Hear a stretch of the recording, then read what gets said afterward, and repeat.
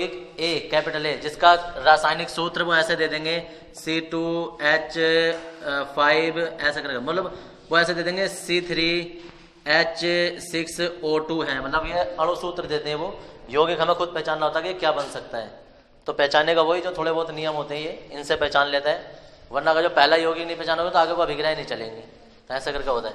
तो वो तुम्हें पहचानना होता है कार्बन, हाइड्रोजन, ऑक्सीजन या नाइट्रोजन को देख कर क्या क्या है ये। अब तुम कंपाउंड खुद ही समझ सकते हो कि हमारे पास जैसे ये है एथेन वैथेन होते हैं, देखो मैं यही बता दूं, यदि यौगिक CnH2n+2 यानी कि उसमें सिर्फ कार्बन और हाइड्रोजन है, ऑक्सीजन नहीं है, और कितने कार्बन है, जितने कार्बन है उसके दुगने में 2 जोड़कर हाइड्रोजन है, तो वो एल्केन होगा। एल्केन मतलब सिंगल बंध वाला।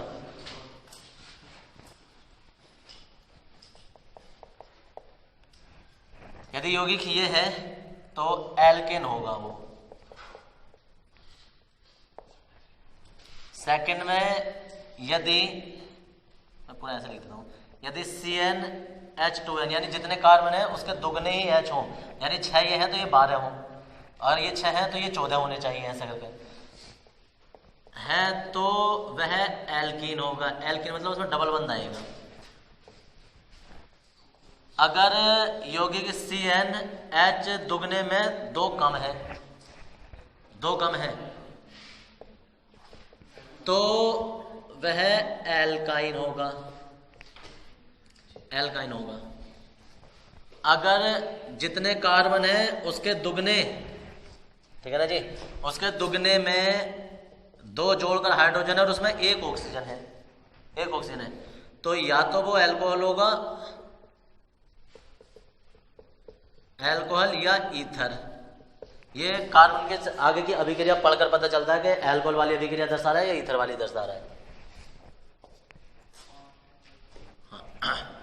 अगर यौगिक में जितने कार्बन है, जितने कार्बन है उसके रुको मैं बताता हूँ,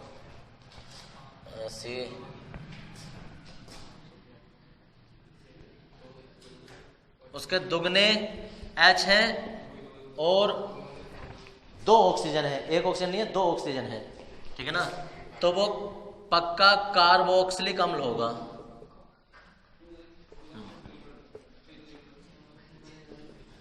लेकिन अम्लीय होगा, 2 ऑक्सीजन है। तो अगर यौगिक में जितने कार्बन है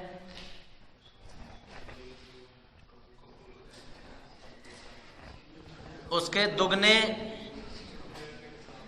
देखो जितने कार्बन है उसके दुगने H है और उसमें 1 O है, इसमें दुगने में 2 जोड़ कर थे, ठीक है जी, इसमें दुगने ही है सिर्फ और 1 ऑक्सीजन है, तो या तो वो एल्डिहाइड होगा या कीटोन होगा।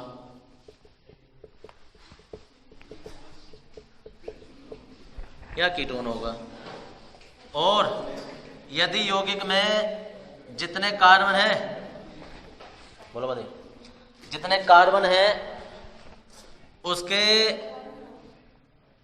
दुगने H है,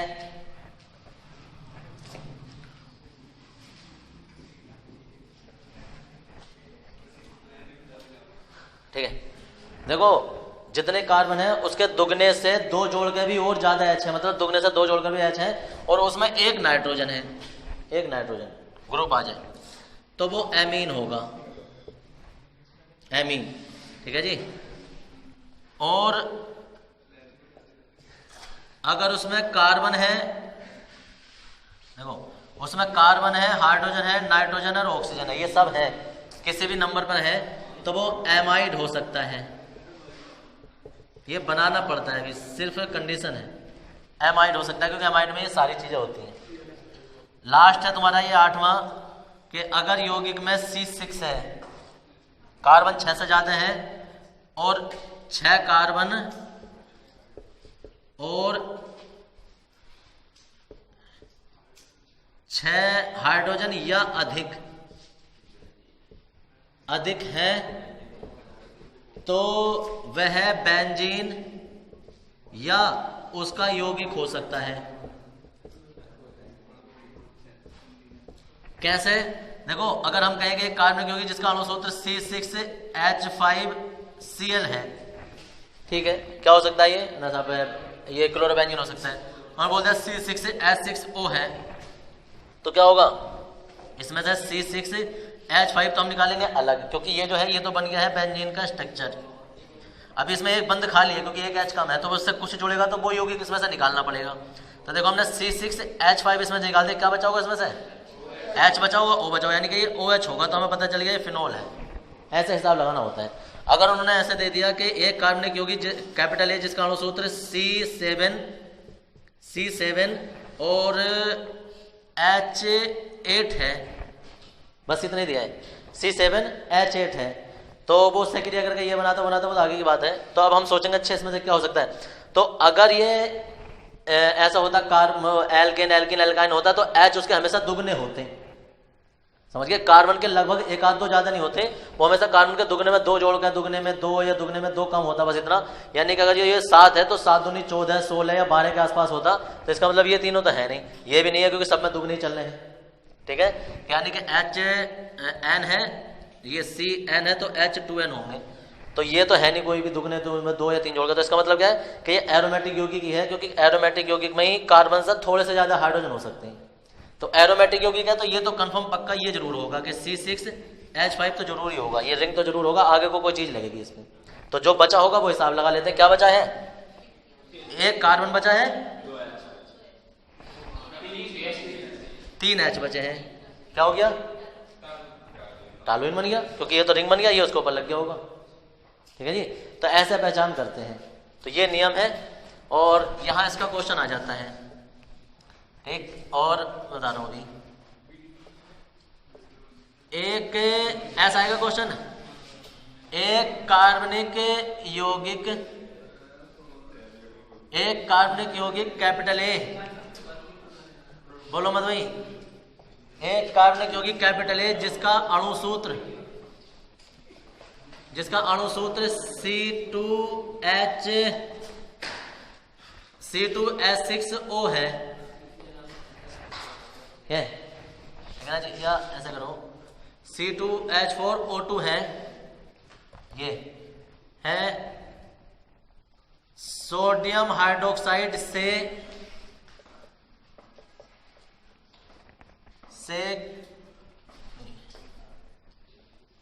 PCl3 से क्रिया करके B बनाता है। ऐसे आएगा एग्जाम में। ये वो क्वेश्चन है जो 30वां क्वेश्चन होता है, ज्यादातर मैक्सिमम पेपर में 5 नंबर में ऐसे ही क्वेश्चन मिलेगा तुम्हें, ठीक है जी। तो देख लेना 5 नंबर कैसे आते हैं फ्री में बिल्कुल।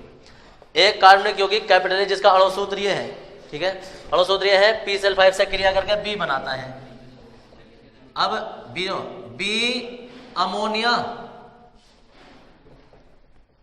अमोनिया से क्रिया करके C बनाता है। C को Br2 तथा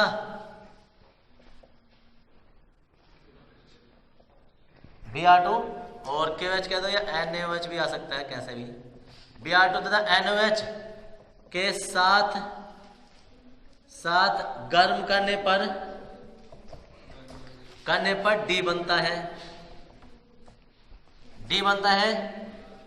D की क्रिया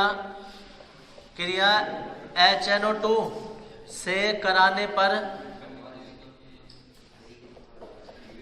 E बनता है। क्या हो गया? E बनता है। उचित रासायनिक समीकरण देते हुए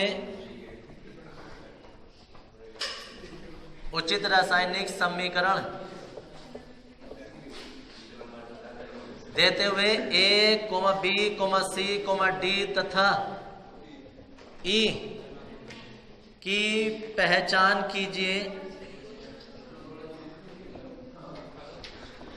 तथा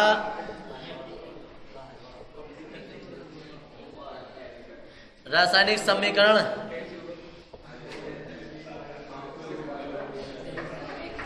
फिर लिखिए, ऐसे ही मिलेगा तुम्हें। आज जाकर अनसॉल्व पेपर देख लेना, लास्ट में तुम्हें इसी तरह का क्वेश्चन मिलने वाला है। क्या हो गया, इधर देख लो, दांत बात बाद में निकालते रहना। एक कार्बन यौगिक कैपिटल है। अब ये जो अणु सूत्र होता है ना, ये सारी चीजें एक साथ होती है। देखो अणु सूत्र, उसमें अंतर समझ लो क्या होता है। जैसे हमारे पास कोई फॉर्मूला हो गया ये कि ऐसे CH3 CH2O CH2 CH3 diethyl ether है, तो ये यौगिक का सूत्र है, अणु सूत्र नहीं है, यौगिक का सूत्र है। कोई कहे यार इसका अणु सूत्र बता दो। अणु सूत्र में होता है कि सारी चीजें एक साथ मिक्स कर देते हैं जोड़ के, कि कार्बन कितने हैं 4, हाइड्रोजन कितने हैं 10, ऑक्सीजन कितने हैं, तो ये अणु सूत्र होता है। अब इसमें तो कुछ भी बन सकता था, इसमें से अल्कोहल भी बन सकता था, ईथर भी बन सकता था। तो इसी को कहते हैं पहचान करना, कि सबसे पहले ए की पहचान करो, तभी तो बी की पहचान करोगे, सी की करोगे। जब ए नहीं पता चलेगा तो आगे के अभिक्रियाएं कैसे चलेंगे। तो ये ABCD वाला क्वेश्चन जो होता है, ये कोई नए नियम से नहीं होता, जो पुराने नियम तुम्हें लिखवा रखे हैं उसी से ही होता है। बस पहली बार पहचान करने के लिए इन नियमों की सहायता लेनी पड़ जाती है बस। ठीक है जी, ये थोड़े से काम आ जाते हैं। तो अब देखो इनमें से कौन सा नियम काम आएगा कि जितने कार्बन है उसके दुगने तो हाइड्रोजन है और उसमें 2 ऑक्सीजन है। क्या हो सकता है संभावना, क्या हो सकता है, कार्बोक्सिलिक अम्ल। तो हम कहेंगे, देखो इधर को आंसर में ऐसा करके लिखेंगे, स्टार्टिंग में लाइन ऐसे लिखनी है कि दिया गया यौगिक, देखो इधर दिया गया यौगिक कार्बोक्सिलिक अम्ल है। बस तुमने साधारण बात बता दी, कार्बोक्सिलिक अम्ल कौन सा है वो अब बता देंगे कि C2H4O2 दिया है, तो हम कहेंगे क्या बन सकता है। तो देखो C, और सबसे पहले ना कार्बोक्सिलिक अम्ल है तो ये तो जरूरी होगा, ये जरूर होगा। तो अब बचा क्या है, एक H खर्च हो गया, एक C खर्च हो गया, 2 O खर्च हो गए, एक C बचा है, H कितने बचे 3। पहचान हो गई, क्या है ये एसिटिक अम्ल। लो जी, और ये क्वेश्चन 5 नंबर का आता है। और अगर तुमने पहला यौगिक पहचान लिया, ऐसा करके लिखोगे और इसका नाम भी लिखोगे, करें उससे इनके रासायनिक समीकरण देते हुए इनके नाम भी लिखने, पहचान करनी है, पहचान करना नाम लिखना है। तो यहाँ लिखोगे एसिटिक अम्ल। अगर आगे की अभिक्रिया तुम्हारी गलत भी होगी ना, तो 1 नंबर तो तुम्हारा ही पक्का हो गया कि तुमने ए पहचान लिया है। समझ गए। अब आगे की बात करो। आगे वो ये कह रहे हैं कि ये जो है, जो भी ये है जो हमें पहचान पड़ गई है, PCl3 से क्रिया करके B बनाता है। तो अब हमें पता होना चाहिए यार PCl3 से क्रिया करके क्या बनाता होगा, ये क्या बनता है इससे। अगर ये PCl3 से क्रिया करता है तो CH3COCl, इसका नाम ये बन गया B, ये 2 नंबर हो गए। और यहाँ हो गया एसिटिल क्लोराइड। अगर जो साधारण नाम नहीं पता तो IUPAC नाम कर देना, एथेन ऑयल क्लोराइड हो जाता है, क्लोराइड ये बन गया। अब फिर वो कह रहे हैं कि ये B जो है, B अमोनिया से क्रिया करके C बनाता है। तो B जो है वो अमोनिया से क्रिया करेगा NH3 से, क्या बन जाएगा CH3CO NH2, और ये बन गया C, और इसका नाम है एसिटेमाइड। अब ये C जो है, C वो क्या कह रहे हैं कि Br2 और NaOH के साथ गर्म करने पर D बनाता है। तो ये कौन सी अभिक्रिया है, NaOH और Br2। भैया हाफ मान ही बोल दी इन्होंने, ऐसे बदल के देंगे। हाफ मान ब्रोमाइड अभिक्रिया, क्या बन जाएगा उसमें CH3 NH2 और ये D बन गया, इसे कह देंगे मैथिलएमीन।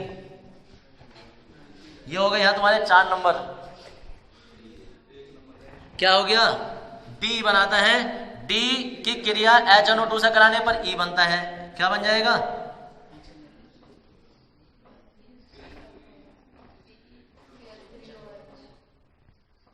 OH। क्या बन गया ये मैथिल एल्कोहल, ये E बन गया। और यहां हो गए तुम्हारे 5 नंबर पक्के। बस जी, इससे आगे कुछ करना होता नहीं है, समझ गए।